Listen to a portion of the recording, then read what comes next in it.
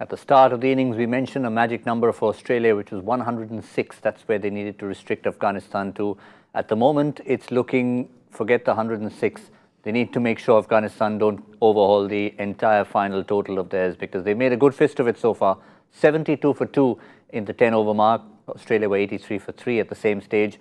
Good partnership developing here between Ibrahim and Gulbadin after another efficient start from Gulbadin. Australia will have to be at their best in their back 10, and then of course it's all about supporting Sri Lanka to try and beat England, with the net run rate issue likely to be out the window, Joy. No, I think it's going to be out of the window. I mean, I really fear that this is a result that's not going to suit either of the two teams in the field.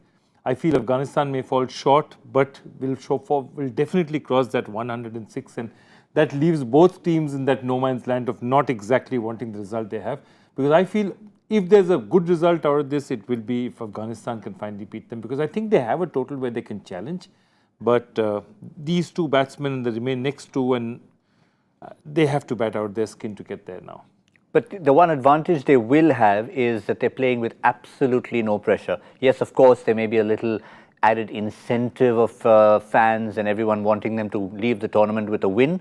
But just the fact that they're playing fearlessly, they know they've come to spoil Australia's party, and suddenly they've turned up at the party and realized, look, they can hang on and stay till the end. I think they can hang on and stay, and I thought some of the shot that Gurbaz hit up front, the way they took on the bowlers, how Gulbadin, Naeem and Zardrana batting right now, it's sensible cricket, and you can repeatedly see Aaron Finch is going around with the bib, trying to talk to his fielders, trying to get some sense into what direction they can do, but none of the bowlers are having impact. Cameron Green had a great first over, then he went for a few runs in his next over.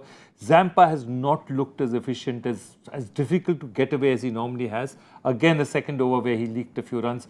So if you look down there, there's nobody there who looks like a stopper at this point in time. They're efficient, but they're not restrictive to the point of scaring them to that total of 106. And this is the lineup where you would normally have a Mitchell Starc coming in and picking up 2 wickets in 2 balls with those searing Yorkers, and suddenly you're on the back foot. They don't have Starc in the lineup. They've got Richardson in, who's been good. He is a T20 specialist. Probably restrict the opposition, but not run through them. And what they needed in this particular game was running through them. But from Afghanistan's point of view, we've seen some of the captains who were having a few question marks on them.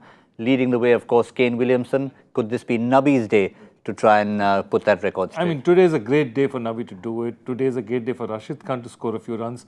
He's taken a lot of wickets for the Adelaide Strikers, but he scored a few runs there too. So they have that kind of, and especially if there's, 5-6 overs left, Rashid can really throw his bat around. So I don't think this is that bad a situation. Darvish Rasuli I haven't seen too much on, but I'm sure he can also bat.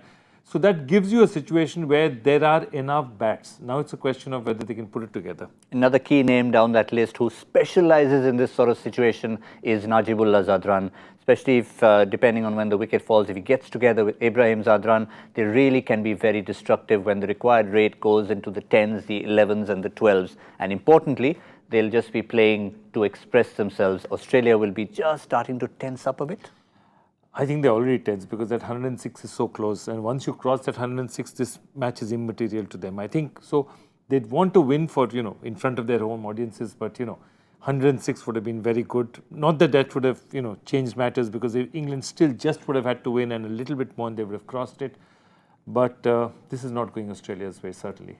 Well, I wouldn't quite say immaterial, because if the 106 doesn't happen, they know they have to grab the 2 points, keep it, and have all of Australia cheering for Sri Lanka tomorrow, or maybe a bit of rain. Yeah. Either way, for the moment, Australia on track to perhaps win the game, but the 106 looks off the table.